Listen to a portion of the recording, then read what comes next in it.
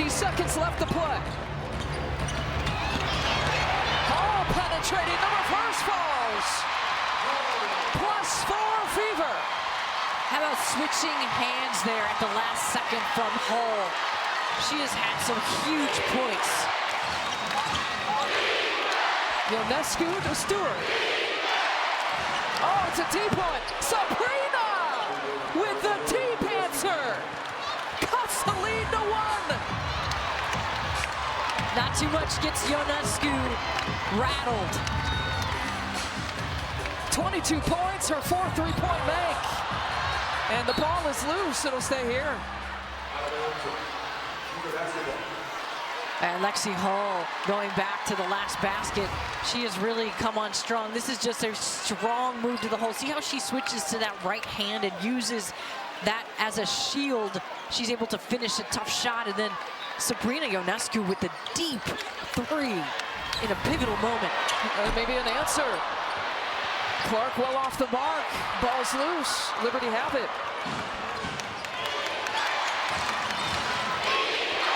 40 seconds to play. Liberty trail by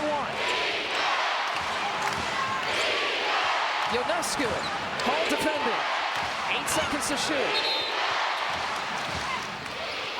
And a timeout called by the Liberty. With 7 seconds on the shot clock. Sandy Brondello wants to chat about it.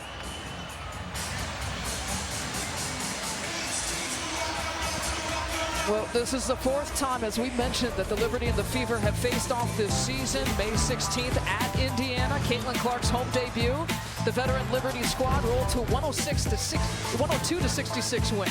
Then it was 91-80 2 nights later in New York, and in a Commissioner's Cup game for the regular season. June 2nd, the latest matchup before today in New York. 5 Liberty players have scored in double figures, contributing 104-68. So bottom line, the Liberty have dominated in this series, but the Fever not going away in this 4th meeting. They're not. They're doing a tremendous job just keeping their foot on the pedal. And the Indiana Fever have shown their ability to score the basketball. This is a team that has a lot of skilled players, and we've seen it from a variety of players here down the stretch.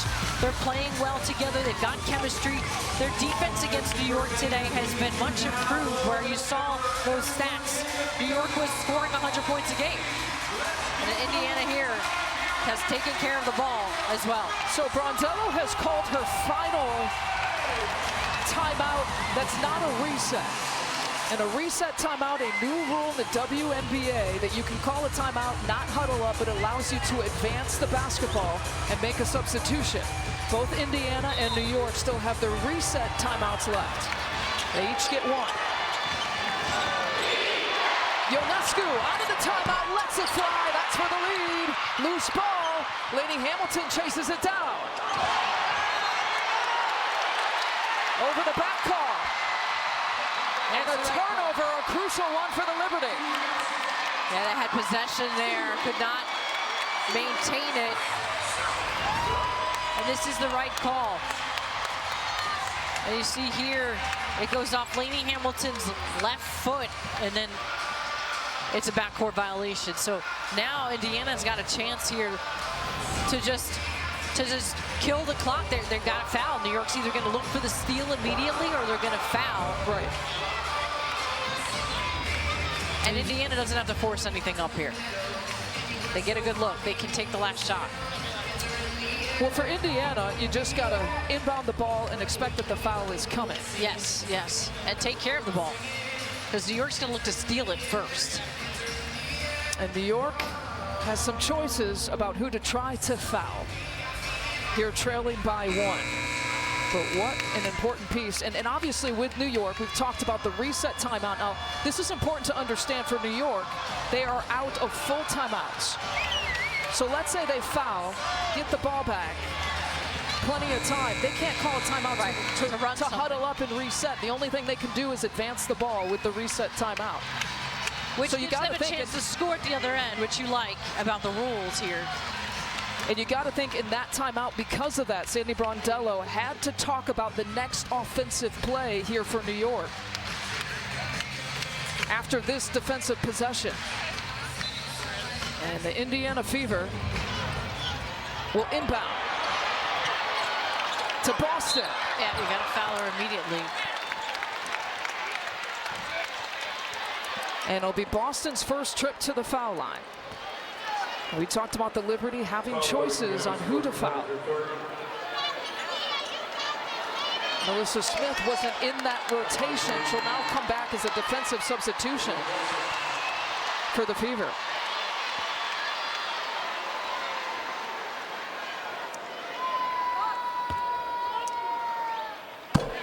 Makes good on the first. Third round coverage of the John Deere Classic is next on CBS. Available now on PGAtour.com, CBSSports.com, and the CBS Sports app.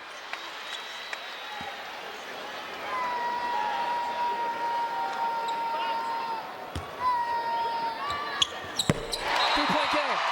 Liberty called a reset timeout, which allows them to advance it across half court. So now Sandy Brondello.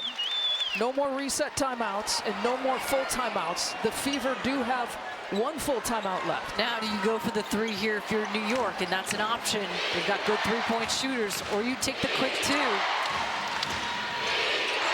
Stewart inbounds to Jones. Over to Ionescu from the corner for the tie, in and out. Fever come down with it. The Liberty forced a foul. Big possession there. That shot had to go in. Now this is a chance for Indiana to extend it into a two-possession game. Ionescu is 4 of 13 from three. The Liberty as a team, 24% today from three. They're normally a top 4 three-point shooting team. I noticed the number. They haven't even reached 80 points. They were 100, over 100 for 2 of the games they played the Fever. It shows improvement from Indiana's defensive standpoint.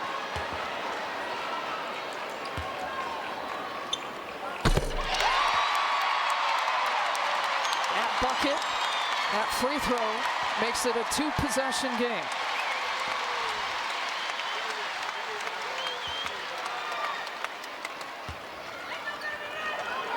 Five-point lead.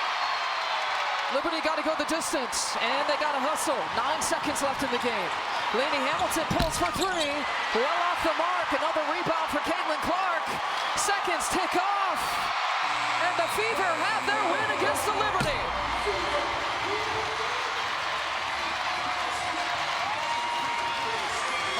And the Fever told us before the game they had to steal one, and this is one. Julianne Vianney-Brain, Tiffany Blackman, our entire CBS crew, our producer Deb Bulak, Alana Campbell are next. The third round coverage of the John Deere Classic. This has been the WNBA